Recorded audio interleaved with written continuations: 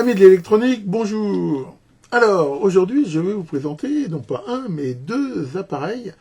Appareils que vous êtes nombreux à m'avoir demandé de tester. Enfin, comme souvent, je reçois énormément de mails de gens qui me demandent de tester certains produits. Alors, bien sûr, je ne peux pas tous les tester, il y en a beaucoup trop. Mais voilà, quand j'ai l'occasion, je le fais. Et aujourd'hui, je vais vous présenter un testeur d'isolement, un mégomètre de marque Henning, et une alimentation à découpage double qui aussi a attiré mon attention. Alors pourquoi je vous présente les deux d'un coup? Parce que je les ai reçus il n'y a pas longtemps, et en même temps, c'est vrai que comme tous les ans, il y a ce fameux Black Friday qui permet éventuellement quand même de les obtenir avec des prix éventuellement plus intéressants que d'habitude. Enfin voilà, alors ça va faire une vidéo un petit peu longue, je suis désolé, mais enfin voilà, j'ai bien testé pour vous ces deux appareils, et j'espère que ça vous intéressera. Alors voyons cela. Alors avant de vous présenter ce mégomètre, je voudrais faire quelques petits rappels sur les mesures d'isolement. Déjà une petite précision sur les termes, parce que c'est pas toujours très clair. En fait, on parle souvent aussi d'isolation. Bon, le terme exact pour ce qui est électrique, normalement c'est isolement, qui est un peu plus précis. Donc on parle plus de testeur d'isolement que de testeur d'isolation. Enfin bon, dans la pratique, on parle un peu des deux, donc je pense que c'est pas très important. Alors, pourquoi on utilise ce genre de testeur? Déjà pour regarder des défauts, justement, des défauts dans des câbles, dans les moteurs. L'isolation, c'est quelque chose qui est important dans la mesure où ça va permettre d'éviter que du courant passe entre deux conducteurs où il ne doit pas passer, de protéger les utilisateurs pour éviter des fuites à la terre et ainsi de suite. Donc on peut déjà détecter des défauts, on peut aussi faire de la prévention. En testant l'isolement, on peut très bien voir si on a un risque de panne ou pas. La sécurité, comme je vous l'ai déjà souvent dit, il est très important dans certains cas que l'opérateur ne soit pas en contact électrique avec certains conducteurs. Et donc, de vérifier cet isolement est primordial pour la sécurité. Donc on peut faire de la maintenance préventive. Dans certains cas, le fait de vérifier l'isolement va permettre justement de prévenir les pannes. Et donc, bien sûr, la conformité. Il existe des normes, il y a des normes pour tout maintenant. Il y a des normes qui spécifient les résistances minimum et il est impératif dans certains cas de les contrôler périodiquement. Alors pourquoi on ne peut pas utiliser un ohmmètre simple pour faire ce genre de mesure? Déjà, les ohmmètres de base qu'on utilise dans les multimètres, ils ont des tensions d'essai qui sont très basses, de l'ordre de 2-3 volts souvent. Donc c'est pas du tout suffisant dans la mesure où, comme on va le voir, selon la tension, l'isolement peut complètement changer. Donc il faut vraiment appliquer des tensions élevées, aussi élevées que la tension max que l'on désire. La sensibilité est très limitée. Les ohmmètres, généralement, ils vont pas tellement mesurer des résistances élevées. Dans le cas de l'isolement, on cherche des fois des résistances qui dépassent le gigohme. Or, la plupart des ohmmètres, des multimètres ne vont pas si haut.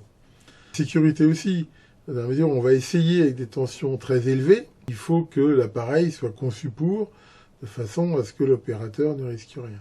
Tant aussi la précision, un ohmmètre, comme je l'ai dit, sur les très fortes valeurs, souvent il est relativement faux généralement, à mesure où il utilise des courants tellement faibles que ça ne veut plus dire grand-chose. Je mettrai en commentaire de la vidéo 2 documents en français qui vont vous donner un maximum d'informations sur justement ces mesures.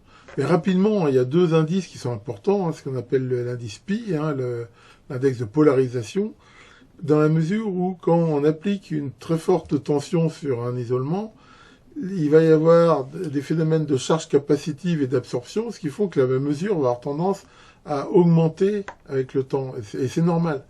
Et donc, l'indice pi va être un rapport entre l'isolement à 10 minutes et à 1 minute. Meilleur il est, plus l'isolement est performant. Et voilà, on voit les valeurs sur lesquelles on peut s'attendre. Le problème, c'est qu'on voit que c'est une mesure qui est très longue, qui durait au moins 10 minutes. Et on a aussi une autre mesure qui s'appelle le DAR, qui lui permet une mesure beaucoup plus rapide. Et quand on a des isolements dont les résistances croîtent rapidement, ça peut être suffisant. Donc voilà aussi les valeurs que l'on peut ici attendre.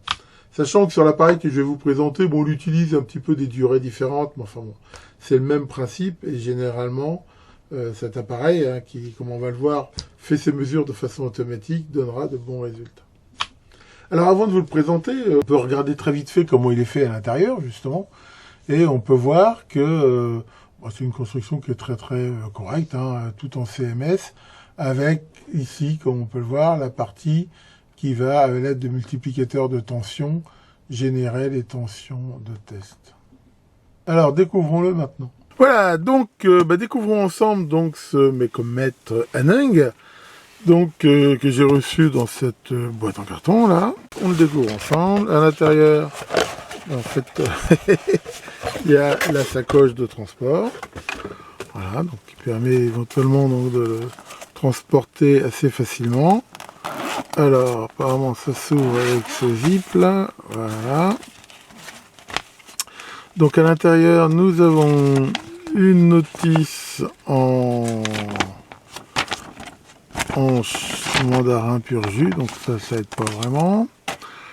Ici une autre, elle, qui par contre a l'avantage d'être en anglais, donc ça va quand même plus aider. Voilà, sachant que on peut la scanner, éventuellement la traduire assez facilement.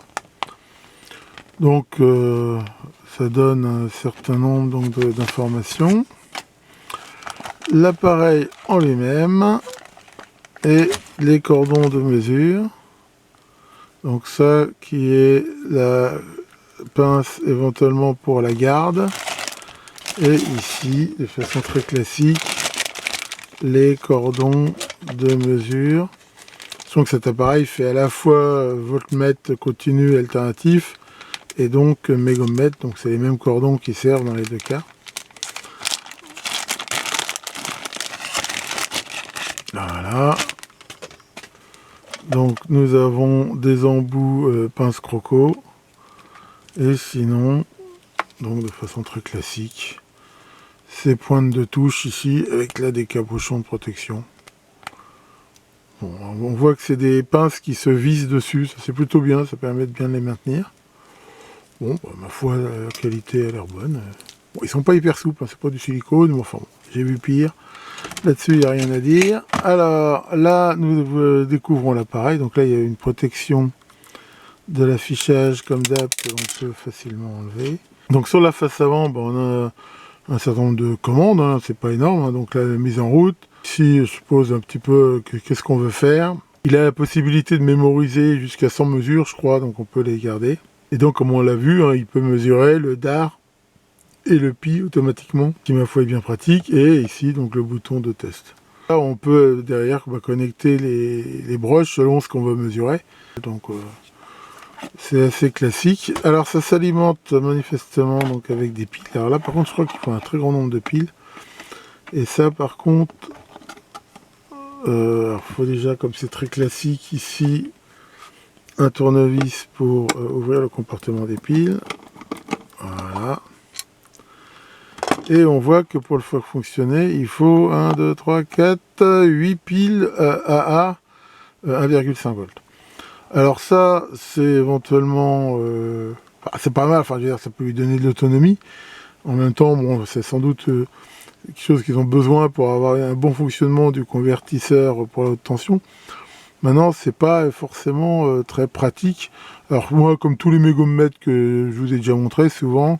je m'arrange pour rajouter éventuellement un fil, ce qui n'empêche pas de le faire fonctionner sur pile, mais va permettre de l'alimenter avec une alimentation de labo. Il n'y a rien qui s'y oppose, et ça permet éventuellement donc de ne pas être embêté par ces piles. Donc voilà, justement, je vais faire ce petit montage et on va pouvoir faire des tests. Donc voilà, j'ai pu bricoler un petit adaptateur. Donc là, l'idée, c'est que j'ai mis ici une prise jack. Hein, donc toutes les piles en série, hein, ça s'alimente en 12 volts. Hein. Apparemment, ça consomme jamais plus de 100 000 ampères, d'après ce que j'ai pu voir. Mais alors, attention, j'insiste sur un fait, c'est que si jamais vous alimentez le bignou avec une alimentation externe, comme ça, la masse est commune.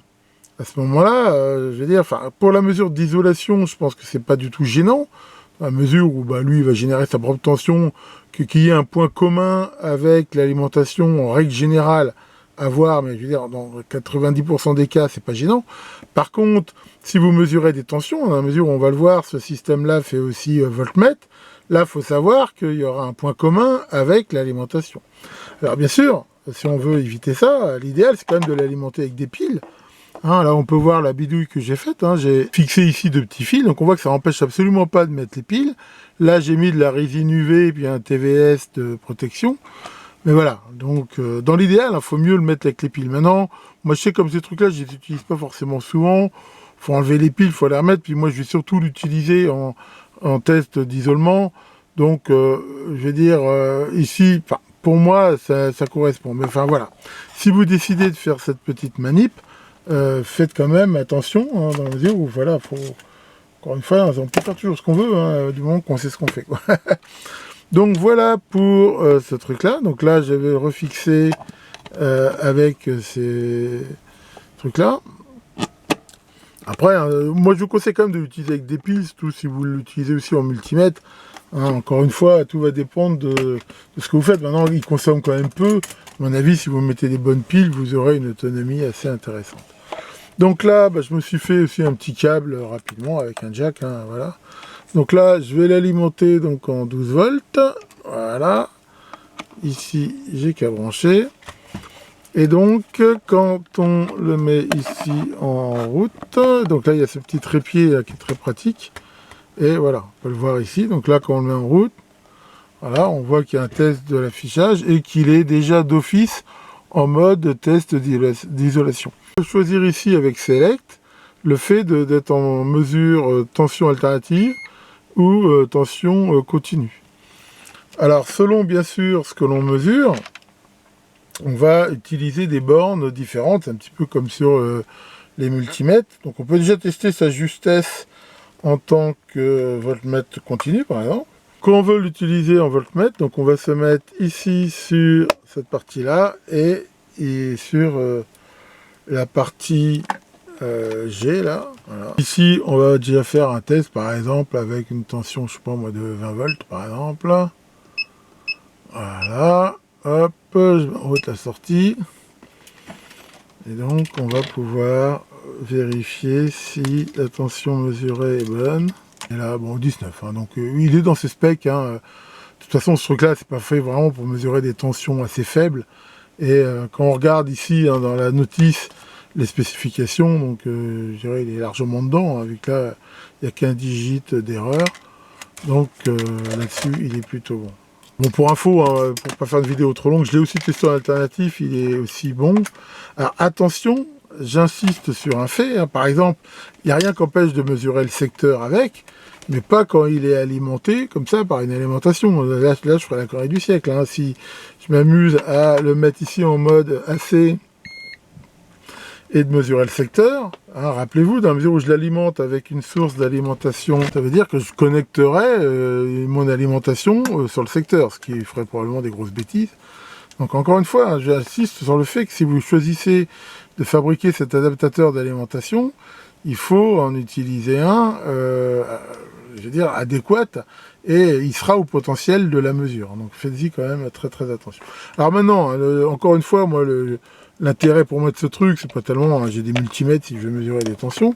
Donc quand on veut mesurer la distance d'isolement, donc là, on va se brancher entre ici et là, et on va donc choisir la tension que l'on décide. Donc là, on voit que voilà, on a 1000 volts, 2000, 2500. Et sinon, on retourne à 250. Voilà. Hein. Apparemment, il y a un modèle qui va jusqu'à 5000. Mais bon, la majorité des cas, 2500, c'est déjà bien. Et derrière, on va pouvoir mesurer. Donc là, le meilleur test à faire, on va choisir avec une résistance. Ça va nous permettre de regarder un petit peu ce que ça dit. Alors, nous allons maintenant faire donc diverses mesures de résistance. Hein. Donc là, on se met bien entre les deux bornes extrêmes. On choisit la tension de mesure que l'on veut. Donc là, par exemple, 250 volts pour commencer. Hein. Je rappelle que si on teste avec des résistances comme ça, elles ne sont pas censées tenir des tensions très élevées. Hein. Donc après, ça peut éventuellement les endommager et faire une mauvaise résistance. Attention aussi, hein, c'est pas un ohmmètre classique. On voit qu'il mesure de 1 mégohm à 200 gigohms. Et donc, prendre des résistances. Donc là, par exemple, si je mesure cette résistance-là, qui est une résistance de 2,74 mégohms, donc on appuie sur test, et voilà. Alors là on voit qu'il bip, pourquoi? Parce qu'en fait quand les mesures sont assez basses, il bip pour montrer que c'est normalement bas pour une résistance d'isolement. Donc là, il est à 2,8 pour 2,74. Vu la tolérance de la résistance et du biniou, on est plutôt bon. Alors maintenant, j'ai des résistances de plus forte valeur, comme par exemple celle-ci, qui est une 100 mégomes. Donc là, et cette résistance-là, elle peut tenir des tensions élevées. Donc là, si je mesure, voilà, là on voit 109,8 pour une résistance de 100 mégomes. Pareil, hein, vu la tolérance de la résistance et celle indiquée pour le biniou, on est, ma foi, plutôt très très bon ici. Donc là, on peut sans doute choisir une tension plus élevée. Hein, cette résistance-là pourra tenir, à mon avis, même 2000 volts. Hein. Et là, si on mesure, on voit qu'on trouve sensiblement la même valeur. On voit ici la tension mesurée et ici le temps de mesure. Donc ça, ma foi, c'est plutôt très bon. Donc voilà pour ça. On a par exemple ici une autre résistance. Bon, on va pas toutes les faire, hein, mais ça permet d'avoir une idée. Voilà. Et ceci, si on mesure, voilà, je crois que c'est une 68 mégomes. Mais là, je pense que là, voilà, on voit que ça merde. Pourquoi? Parce que je pense que là, j'excède la tension max qu'elle peut supporter. Il faut toujours bien vérifier la tension. Voilà, j'espère que ça l'a pas trop endommagé. Donc là, si je mesure, là, on voit qu'avec une tension de mesure plus basse, on a une valeur qui est beaucoup plus proche. Donc ça montre bien que il faut faire très attention, encore une fois, aux tensions max que l'on mesure. Là, par exemple, est-ce qu'on peut mesurer un condensateur? C'est pas vraiment fait pour ça, mais par exemple, là, j'ai un vieux Rifa tout pourri. Donc, il est censé tenir 250 volts. Donc là, on peut essayer, voir s'il tient réellement cette tension-là ou pas. Donc là, si je mets en route, voilà. On voit qu'a priori, oui. 0L, ça veut dire qu'il y a une résistance plus forte. Maintenant, si j'augmentais la tension, je vais probablement le faire claquer, et il va sans doute pas tenir. Donc là, pour l'instant, il a l'air de tenir, mais est-ce qu'il tiendra longtemps? C'est pas dit du tout. Et après, il risque soit de se mettre en court-circuit, soit d'avoir des problèmes, quoi. A priori, il tient quand même, mais bon. Allez, tiens, plus pour le fun, on va essayer encore plus haut. Ah, là, je l'entends qu'il est en train de crépiter. Voilà, on voit que ça baisse. Et manifestement, il l'a pas supporté. D'ailleurs, bon, il est pas chaud, mais bon. Là, on voit que ça a commencé à crépiter, je ne sais pas si vous avez entendu. Enfin bon, voilà, donc ce condensateur-là, maintenant, il est mort.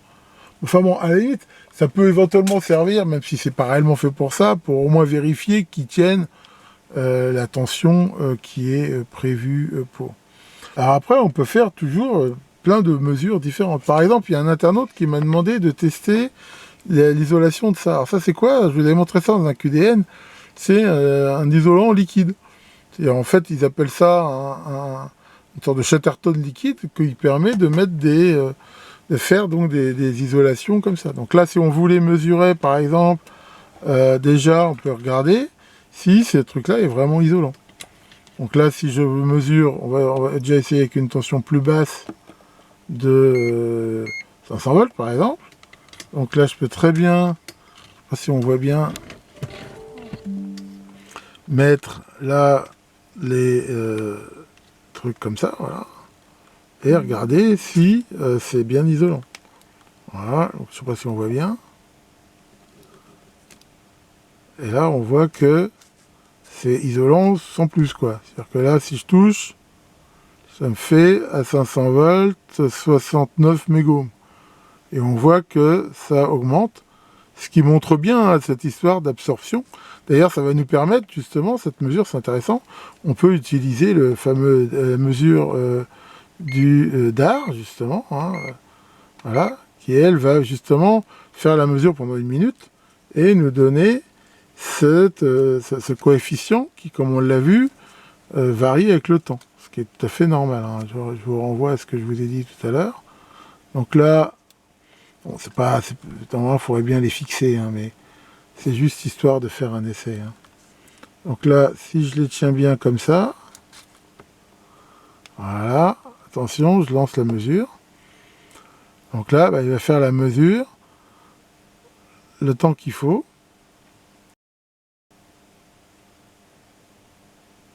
Et voilà, on voit qu'il arrête automatiquement la mesure et on voit qu'il nous affiche le DAR, là, le fameux coefficient de 1,94. Donc ça, c'est plutôt, je veux dire, assez intéressant pour faire ce genre de mesure, sachant qu'on peut aussi mesurer le PI, là, qui lui, par contre, c'est plus long, hein, vu que ça dure 10 minutes. Mais l'avantage, c'est que on peut le bien fixer, on le lance, et on attend. Donc là, on a bien vu, avec cet isolant, cette histoire-là d'augmentation avec le temps de la résistance. Bon, bah, ma foi, quoi dire d'autre, ça marche plutôt très très bien, hein. Pour terminer, on va essayer vraiment d'avoir une application pratique de test. Donc le test typique qu'on peut faire d'isolement, ça va être entre l'enroulement primaire d'un transfo comme ça et les enroulements secondaires. Par exemple, là, je vais mettre le fil sur un des fils de l'enroulement secondaire, n'importe lequel, hein, ça ne joue pas tellement. Et ici, donc, un autre sur, pareil, n'importe lequel des fils de l'enroulement primaire. Par exemple, celui-ci. Il faut bien voir que la résistance des enroulements, je veux dire, elle est très faible par rapport à la résistance attendue d'isolement. Donc en fait, le fil qu'on prend ne joue pas vraiment. Donc une fois qu'on a branché ça, voilà, je vais choisir ma tension. Donc ici, sur le secteur, on peut attendre entre un primaire et un secondaire, ça doit tenir tranquillement 1000 volts. Et donc je lance le test. Et là, on voit que, comme tout à l'heure, hein, on voit bien ce phénomène d'augmentation dans le temps de la résistance. Mais ici, j'ai 12 gigohms, ce qui est, ma foi, tout à fait correct pour un transfo. Donc, on peut considérer que l'isolement de ce transformateur est correct. On peut bien sûr mesurer le pi, le DAR, et ainsi de suite. Alors maintenant, comme promis, nous allons aussi tester donc, cette alimentation de laboratoire double, qui est une alimentation qui a donc 2 sorties indépendantes, mais que l'on peut brancher éventuellement en série ou en parallèle. Alors, vous êtes assez nombreux à m'avoir demandé ce que je pensais de cette alimentation, et pour avoir un avis, le mieux c'est quand même de le tester. Alors, à vrai dire, je ne l'ai pas encore ouvert. J'essaye toujours, hein, je pense que c'est mieux de le faire en live, hein, je veux dire en même temps que vous, de découvrir, comme ça, il n'y a pas de surprise. Alors, là, donc, je coupe ici ce scotch, en essayant de ne pas abîmer ce qu'il y a dedans et de ne pas me couper les doigts si possible. Et voilà. Alors, nous avons à l'intérieur, là déjà, un produit certificat, un manuel de l'utilisateur, donc en anglais. Bon, on va regarder ça de plus près. Et à l'intérieur, donc, l'alimentation, bon, compris comme ça entre 2 coques. Là, on a un certain nombre de choses. Le câble d'alimentation, bon, un câble C13 tout à fait standard, ainsi que des cordons. Donc il y a un cordon USB et 2 cordons plus moins équipés de pince crocodile et 2 autres.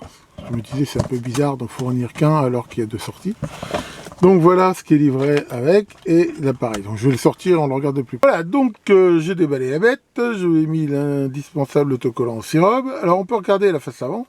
Donc ce qui saute aux yeux sur cette alimentation, c'est sa simplicité. Nous avons ici l'interrupteur de mise en route, donc ça c'est un interrupteur mécanique, donc pas de mise en veille, donc ça c'est plutôt bon. Pour chaque voie, on a 2 boutons cliquables, courant, voltage. Donc la limitation de courant et la tension de sortie.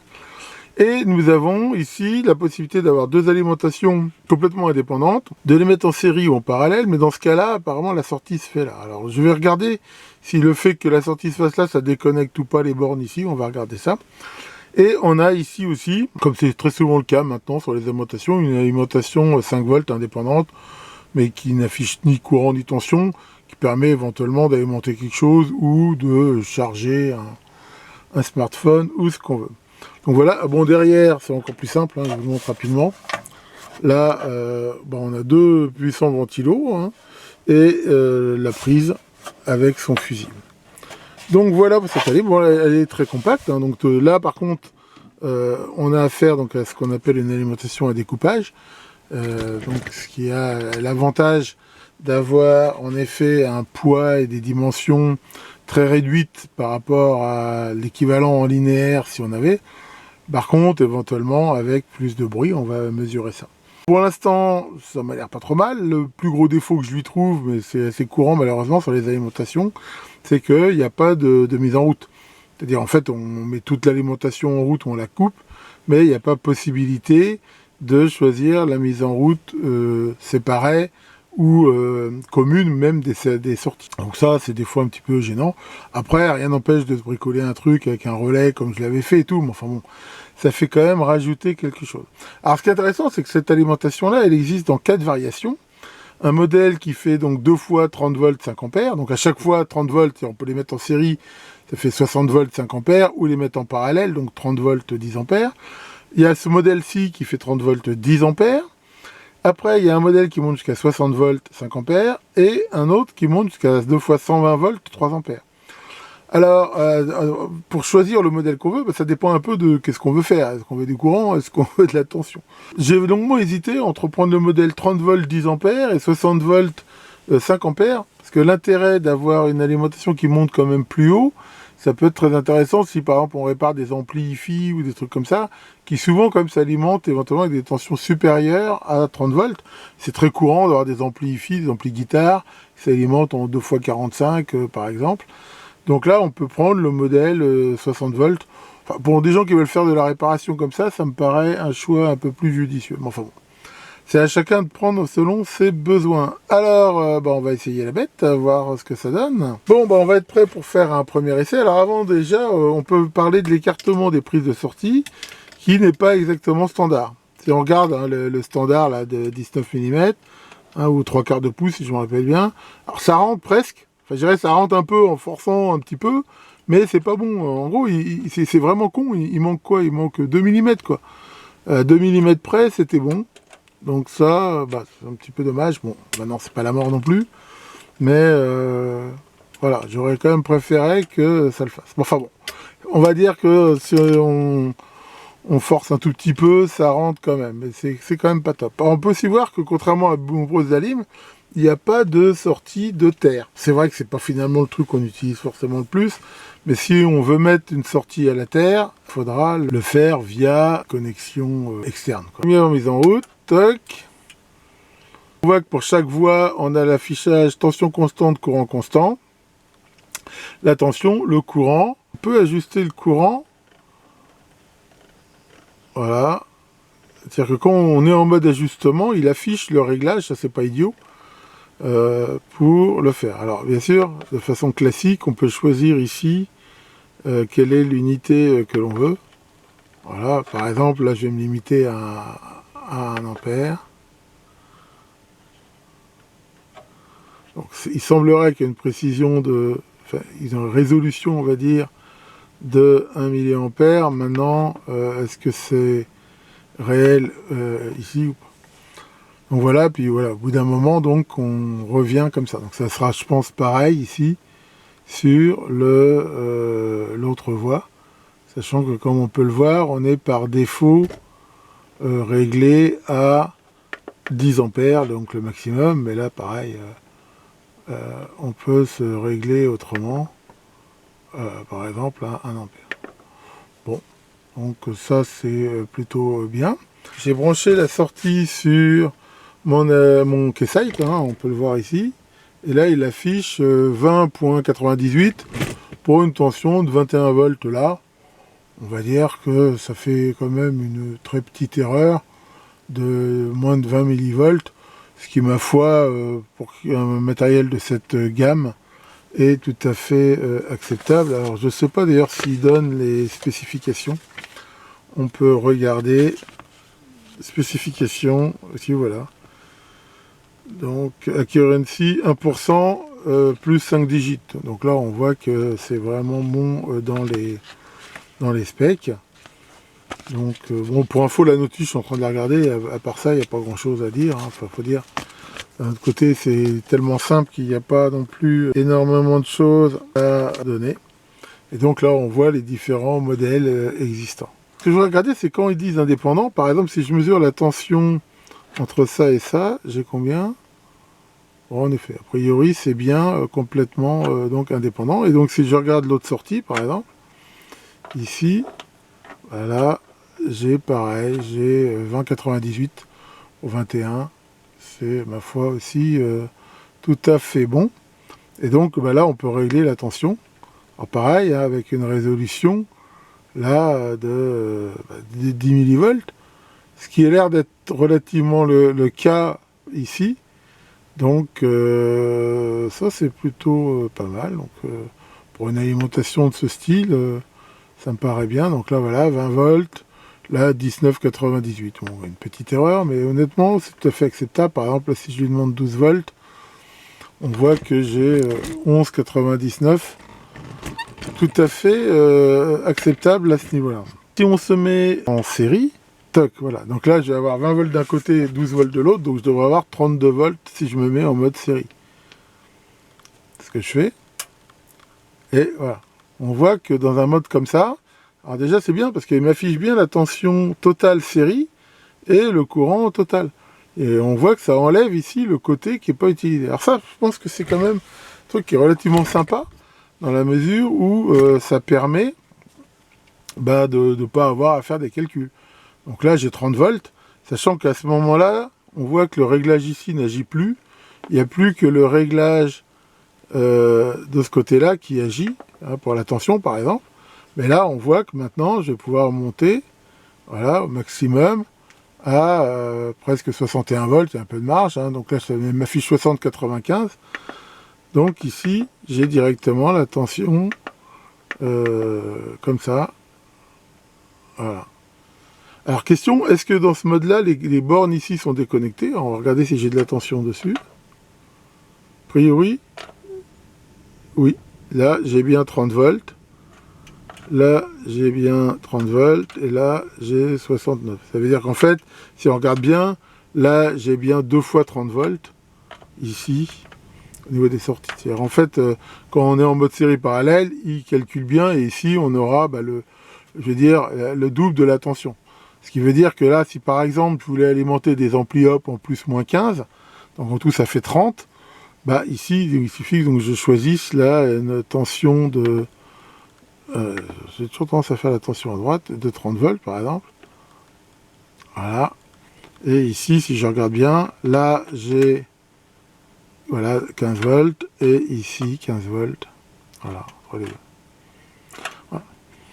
Donc ça veut dire quoi? Ça veut dire que si on veut faire de l'alimentation symétrique, bah, le fait de se mettre en série, on aura deux tensions identiques, symétriques, mais qu'on peut faire varier ensemble. Ça peut être très intéressant pour un ampli, des amplis, des trucs comme ça. Maintenant, quand elles sont indépendantes, ça n'empêche pas que si on veut relier le plus et le moins ici, de façon extérieure, on peut le faire. Donc on peut très bien faire du plus 12 et du moins 24, par exemple. Donc ça reste plutôt bon. Bon, bah so far so good. Et donc si on les met en parallèle, bah là en fait c'est pareil. La seule différence, c'est que maintenant la tension baisse à 15 volts, mais qu'on peut voir que le courant ici, je peux le régler jusqu'à 20 ampères, ce qui ma foi est tout à fait logique, et je peux revenir ici indépendant. Bon, bah ça c'est plutôt pas trop mauvais. Alors on va regarder maintenant la justesse en courant, et un petit peu au niveau oscilloscopique. Là j'ai branché une sonde d'oscilloscope directement à la sortie, et on regarde là le niveau de bruit. On peut voir que ma foi c'est plutôt bon, hein, il y a quelques pics, mais enfin je veux dire, pour du découpage, c'est tout à fait acceptable, sachant qu'en même temps, il y a aussi tous les niveaux, on va dire, de parasites qu'il y a dans mon labo, malheureusement, ici. Donc, pareil, hein, c'est rien que le fil de masse ici, j'ai pas retrouvé ma sonde que j'avais fait, mais enfin bon. Là, on peut quand même voir que c'est tout à fait acceptable. Alors, si je mets là un courant de 1 ampère, donc voilà, donc là on voit que ça augmente un petit peu, et on a un niveau de bruit qui est quand même relativement ici acceptable. Donc voilà, pour du découpage. Donc si j'augmente le courant, hein, si je l'augmente 2 ampères, 3 ampères, on voit que ça augmente relativement peu après. 4 ampères, 5, 6, 7, 8, 9, 10. Donc là, la limitation s'est mise en route. Et on voit que ça grimpe un peu. Mais enfin, globalement, je veux dire, pour une alimentation de ce style-là, c'est, ma foi, tout à fait, je trouve, acceptable pour une alimentation à découpage. Je vois rien ici de rédhibitoire. Donc pour info, l'affichage du courant est dans ses specs, hein. Il est généralement à 3-4 digits d'erreur maximum. Donc ça, c'est plutôt bon. Et on peut le voir. Alors on pourrait faire bien sûr une analyse spectrale pour voir un petit peu ce que ça donne. Donc, on voit qu'on a un petit pic ici entre 2,5 MHz à peu près. Ça remonte un petit peu aux alentours de 5. Enfin bon, globalement, on va dire, pour une alim comme ça, c'est plutôt acceptable. Et bon, j'ai regardé sur l'autre voie, c'est identique. Alors, par contre, pour ce qui est du temps de réponse sur la limitation de courant, bon, je vais pas vous faire, hein, ça serait trop long, toute la démo que je fais d'habitude, mais pour info, j'ai fait la mesure. Et ben là, c'est pareil. On retrouve à peu près les mêmes choses que les autres alims que je vous ai montré, dans la mesure où il y a toujours ce foutu condensateur en sortie qui fait que la limitation de courant met un certain temps à fonctionner. Alors, ça se traduit comment ça? Voilà, par exemple là, si on regarde, j'ai réglé la limitation de courant sur 20 mA, et pour info, je viens de tester donc une LED, et cette LED là, elle a eu un bref éclat et elle en est morte. Pourquoi? Parce que elle n'a pas supporté cette petite pointe de courant, même si elle n'a pas duré longtemps. Alors que, apparemment, là, j'ai trouvé une autre LED. Là, ça fait un truc assez bizarre, en fait. C'est-à-dire que, comme on peut voir, si je teste, elle s'allume assez fort. Mais bon, apparemment, elle supporte la pointe de courant. Et une fois qu'il y a eu cette pointe de courant, là, on voit que c'est bien limité à 20 mA et que la LED s'alimente. Et ici, ça le fait. Mais voilà, on voit qu'il y a quand même cette pointe, hein, j'ai vu, là, elle dure à peu près dans les 2-3 millisecondes, et c'est des fois suffisant pour les cramer. Donc encore une fois, si vous voulez tester des LED, des trucs comme ça avec du courant constant, il faut mieux utiliser les générateurs, comme je vous ai montré. Ce genre d'alim, c'est pas réellement fait pour ça. Par contre, on a une bonne protection contre les courts-circuits, là, 5 volts, là, voilà. Et, on peut voir que pendant un instant, d'ailleurs, c'est marrant, parce qu'on le voit même sur l'afficheur, c'est monté à presque plus de 1 ampère, quoi. Donc voilà, maintenant, même si on met un courant plus important, par exemple, là, je mets même quasiment, on peut tester, hein, le max, hein, par exemple 10 ampères. Voilà. Là, par exemple, donc là, si je fais un court-circuit, on voit que ça fonctionne bien, je veux dire, elle se met en courant constant. Alors là, pourquoi la tension ne baisse pas plus que 0,6 parce que c'est la résistance de mes fils, hein, c'est tout à fait normal là-dessus, c'est pas un défaut de l'alimentation, mais à 10 ampères, mes fils ils ont une résistance qui est loin d'être négligeable. Est-ce que mémoriste, j'ai pas essayé si on l'éteint, est-ce qu'il regarde la dernière tension utilisée? On va le savoir tout de suite. Attention, je rallume. Toc. A priori, oui. Donc ça, c'est plutôt bien. Elle garde la dernière tension que l'on a choisie automatiquement. Voilà donc pour la présentation de ces deux appareils qui, ma foi, sont plutôt très bons. Et le rapport qualité-prix est vraiment, je veux dire, excellent quand même. Hein. C'est toujours pareil. Il faut toujours comparer ce qui est comparable. Et si on regarde, par exemple, l'alimentation, c'est vrai qu'elle est simple.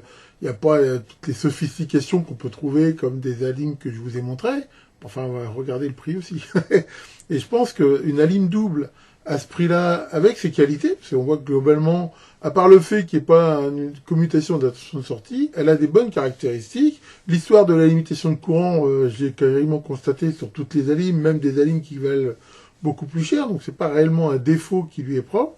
Et d'avoir une alim double quand même, c'est quand même intéressant, hein, dans la mesure où c'est très souvent qu'on a quand même à dépanner ou à essayer des circuits qui nécessitent plusieurs alimentations. Alors, ça peut être des alimentations symétriques, hein, plus 12, moins 12, plus 15, moins 15, mais des fois c'est aussi des alimentations, par exemple 5 volts et 24 volts, des choses comme ça. Donc pour moi c'est quand même une bonne pioche, et je pense que si vous cherchez une alimentation assez universelle pour faire, je veux dire, de la mise au point et tout ça, c'est plutôt bon. Alors c'est vrai qu'il y a un niveau de bruit qui est plus important que sur du linéaire, mais enfin rien n'empêche aussi en sortie de rajouter des petits filtres, hein, comme ceux que je vous avais montrés éventuellement. Quant au testeur d'isolement, pareil, il est très simple d'emploi par rapport à d'autres, et ma foi, il fait plutôt bien le job. Je pense que c'est aussi une bonne pioche. Et alors, comme d'habitude, je mettrai en commentaire de la vidéo les liens, toutes les infos sur le Bignou. Et en effet, hein, c'est pour ça que j'ai fait ces deux vidéos-là. Profiter éventuellement du fameux Black Friday pour éventuellement profiter de réductions qui peuvent être intéressantes. Je profite aussi de cette vidéo pour vous dire que je ferai le live de novembre, le samedi 30 à 21h, hein, toujours avec l'ami Nico. Et que si vous avez des questions sur ces appareils ou sur n'importe quel thème de ma chaîne, vous serez les bienvenus. Tiens, Caroline, ça va Caroline? Ouais, tu trouves que ma vidéo elle est trop longue? Bah ouais, elle est un petit peu longue, je suis désolé. Enfin bon, d'un autre côté, je mets des chapitres, vous pouvez très bien switcher ou la regarder 2 fois plus vite. D'ailleurs, tu sais, en parlant du temps, c'est complètement relatif le temps. Regarde, le matin, tu te réveilles, tu ouvres les yeux, il est 6 heures. Tu refermes les yeux, tu les rouvres, paf, il est 7 heures, tu vois. Alors que tu es au boulot, il est 13h30, tu fermes les yeux, tu les rouvres, ouais, et ben il est 13h30. Portez-vous bien et à très bientôt pour de nouvelles vidéos.